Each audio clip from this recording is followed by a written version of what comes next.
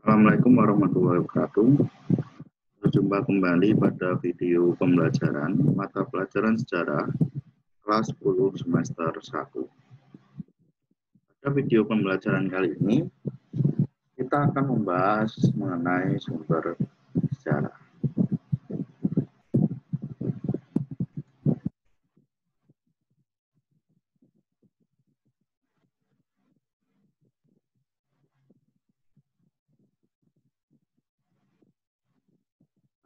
Sebelum kita memasuki materi, sebenarnya bagaimana para sejarawan dapat membuat cerita atau bagaimana cerita sejarah itu dapat terjadi? Dari manakah para sejarawan tahu cerita di masa lalu, padahal terkadang para sejarawan itu tidak terlahir pada saat di zamannya. Nah, bagaimana para sejarawan menceritakan peristiwa-peristiwa tersebut? Nah, salah satu contohnya adalah karena adanya sumber sejarah. Apakah itu sumber sejarah? Kita akan membahas hakikat awal dari sumber sejarah. Sejarah pada dasarnya atau pengertiannya adalah ilmu yang mempelajari peristiwa di masa lalu. Nah, ketika para sejarawan menceritakan mempelajari masa lalu itu, bagaimana caranya? Caranya adalah peristiwa di masa lalu itu direkonstruksi, digambarkan, dibangun. Dari mana membangun peristiwa-peristiwa dari masa lalu itu? Bagaimana caranya merekonstruksi peristiwa masa lalu itu? Tentu saja dengan data-data sejarah yang terekam oleh sumber sejarah. Jadi peristiwa di masa lalu itu pasti meninggalkan jejak. Jalan di pasir pasti meninggalkan jejak. Sama halnya semua peristiwa pasti meninggalkan jejak-jejaknya. Nah, jejak-jejak itu nanti akan terekam yang kemudian baik tulisan, baik benda, kemudian tulisan benda tersebutlah bisa dikatakan sebagai sumber sejarah. Data-data yang terekam dalam sumber sejarah itu kemudian disusun dengan menggunakan metode sejarah. Nah, ketika digunakan metode sejarah ini, maka hasilnya akan menghasilkan karya sejarah seperti buku-buku yang kita baca sampai saat ini. Pengertian sumber sejarah. Sumber sejarah itu, sumber sejarah adalah segala sesuatu yang dapat dipergunakan sebagai media, bahan yang untuk merekonstruksi, menuliskan, mengisahkan kembali peristiwa yang telah terjadi di masa lalu. Jadi, segala sesuatu yang dipergunakan dari berbagai media digunakan untuk merekonstruksi, menuliskan, dan mengisahkan kembali peristiwa di masa lalu. Segala sesuatu yang berbentuk benda wujud, kalau cuma gagasan tidak, tapi kalau pengalaman, ingatan itu juga termasuk. Bahan itu kemudian digunakan untuk merekonstruksi, membangun, menuliskan, kemudian mengisahkan kembali peristiwa yang terjadi di. Sebenarnya apa sih tujuan sumber sejarah? Kenapa ketika kita meneliti peristiwa di masa lalu perlu sumber sejarah? Nah, tujuannya sebenarnya seperti hanya syarat sejarah sebagai ilmu, yaitu terbukti kebenarannya. Jadi, kenapa kita harus membutuhkan sumber sejarah? Karena kita harus mencari kebenarannya. Bahkan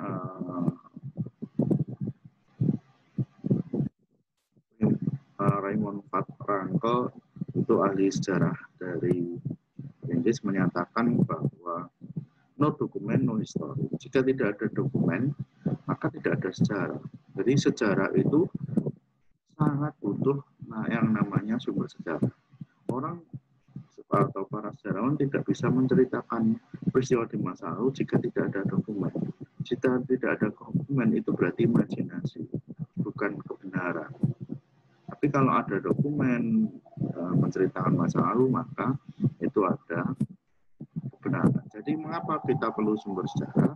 Yaitu untuk mencari kebenaran. Benar gak sih peristiwa di masa lalu?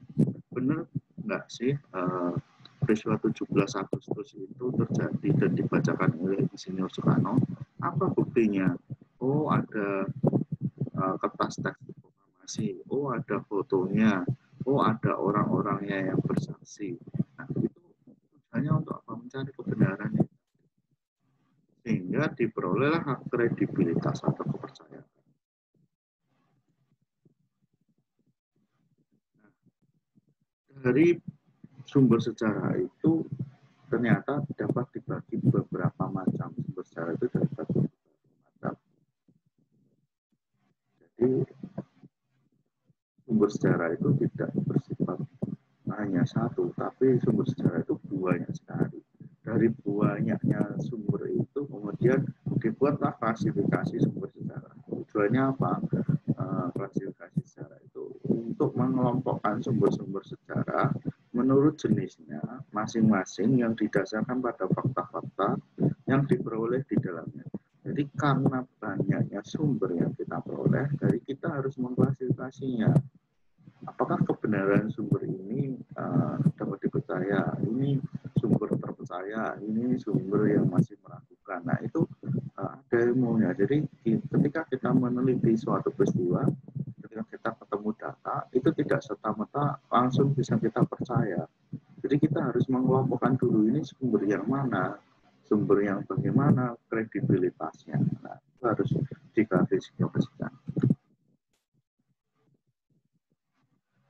Ada dua tipe sumber klasifikasi. Itu ada dua, yaitu adalah sumber sejarah berdasarkan bentuknya. Yang kedua adalah sumber sejarah berdasarkan sifatnya. Kita akan bahas satu persatu.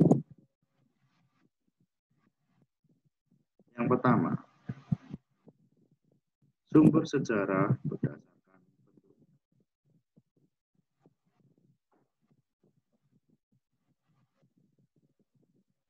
Sumber sejarah tertulis.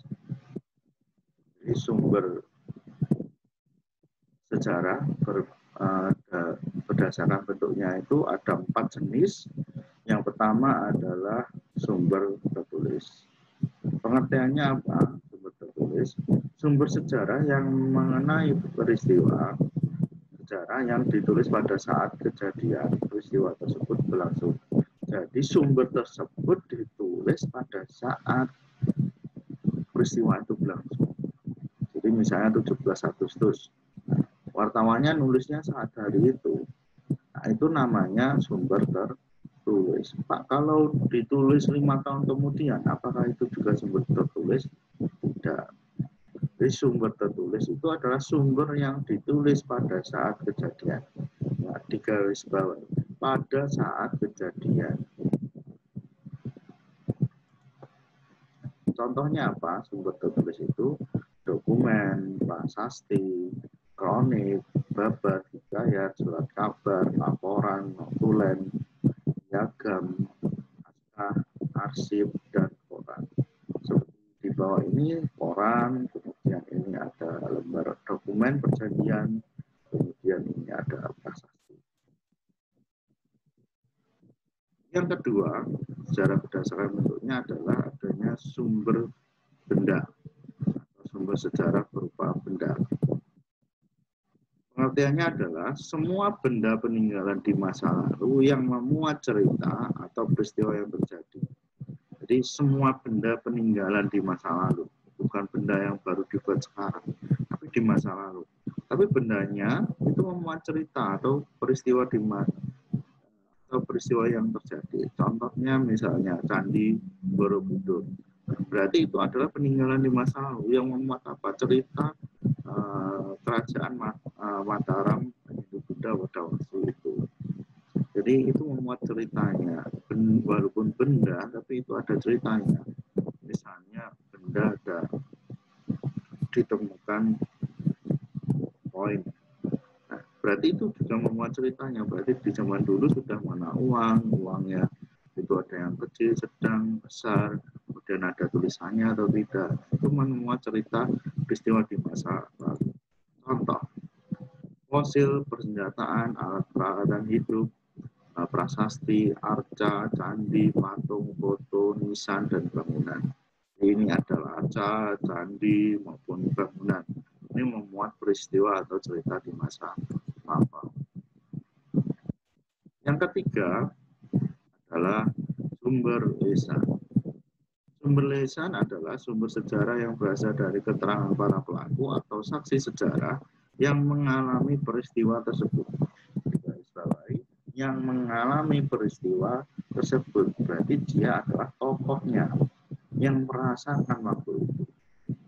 Contoh, ketika 17 Agustus itu terjadi di Jakarta. Kemudian mungkin kakek kamu itu mendengarkan berita atau membaca koran 5 hari berikutnya. Apakah kakek kamu itu termasuk pelaku atau saksi sejarah yang saksi sejarah peristiwa proklamasi? Tidak, karena dia tidak mengalami peristiwa itu. Dia hanya mendengarkan peristiwa itu dari radio. Siapa saksi sejarah yang menyaksikan, yang dapat digunakan untuk menjadi saksi sejarah? Saksi sejarahnya adalah ya orang-orang yang hadir pada saat pembacaan teks proklamasi, itu adalah saksinya. Jadi saksi itu harus merasakan atau harus hadir waktu itu dan melihat secara langsung. Nah, itu yang bisa dikatakan sumber lisan atau sumber yang berasal dari keterangan para pelaku. Pak, kalau wawancaranya itu 10 tahun kemudian, 15 tahun kemudian, apakah masih dikatakan sumber lisan? Ya, masih tetap. Yang penting adalah pelaku tersebut mengalami peristiwanya. Jadi yang kita ambil adalah pengalamannya, memori ingatannya, pengalamannya terhadap masa lalu. Contoh, wawancara tokoh peristiwa, wawancara tokoh tentara yang terlibat peperangan. Nah, seperti ini beliau ini mewawancarai dulu tokoh para pejuang yang berjuang pada saat era merdeka. Meskipun beliau sudah tua, tapi yang tetap kita bisa mengambil dan menjadikannya sebagai sumber. Yang keempat adalah sumber rekaman. Sumber sejarah yang berupa rekaman kaset maupun audio maupun video mengenai peristiwa yang sedang berlangsung di masa lalu. Contoh, video dokumenter demo mahasiswa tahun 1998 atau video dokumenter yang dibuat oleh pemerintah Hindia Belanda. Itu merupakan sumber sejarah yang berupa rekaman maupun kaset maupun video mengenai peristiwa yang sedang berlangsung di masa lalu. Jenis yang kedua adalah sumber sejarah berdasarkan sifatnya. Yang pertama, sumber primer.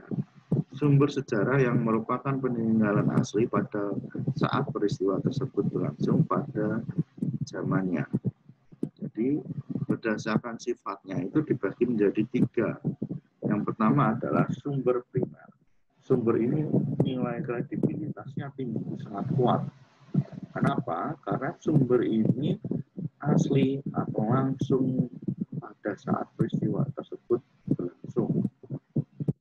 Ini bersifat primer atau kuat.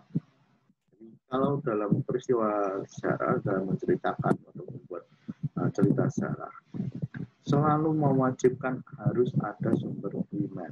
Primer itu utama, yang merupakan peninggalan asli saat peristiwa itu berlangsung. Contohnya apa? Dokumen, prasasti, kronik, piagam, candi, dan lain sebagainya. Jadi semua dokumen-dokumen itu dibuat pada saat zamannya. Jadi nilai kredibilitas atau kepercayaannya sangat tinggi, makanya disebut sumber primer. Yang kedua adalah sumber sekunder. Namanya sekunder atau yang kedua berarti nilai kredibilitasnya istilahnya masih 80%.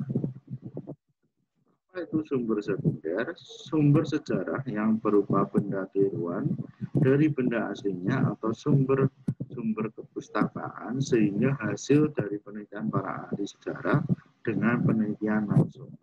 Nah, kita baris bawahi ada dua buah fakta yang harus kita cermati.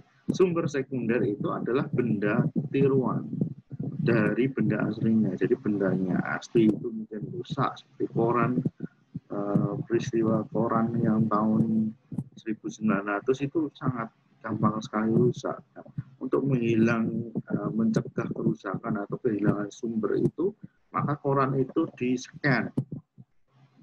Nah, scanan itu sebenarnya adalah benda tiruan, tetapi mirip dengan aslinya, walaupun itu di-scan atau difoto. Nah, inilah yang namanya disebut sumber sekunder. Kemudian yang kedua ada sumber-sumber kepustakaan dari hasil penelitian para ahli sejarah dengan penelitian langsung, digarisbawahi dengan penelitian langsung. Jadi para sejarawan waktu itu hadir di saat kejadian itu, kemudian mewawancarai secara langsung dan merasakannya secara langsung, maka disebut sumber sekunder. Kadang bisa jadi para sejarawan itu meneliti peristiwa jauh sebelum dia lahir. Misalnya saya lahir tahun 80-an. Kemudian saya meneliti peristiwa tahun 1900-an. Kan saya belum ada waktu itu. Jadi itu berarti bukan sumber sekunder. Tapi contohnya misalnya ada Brief ini adalah peneliti dari Belanda. Beliau langsung meneliti sejarah terjadinya atau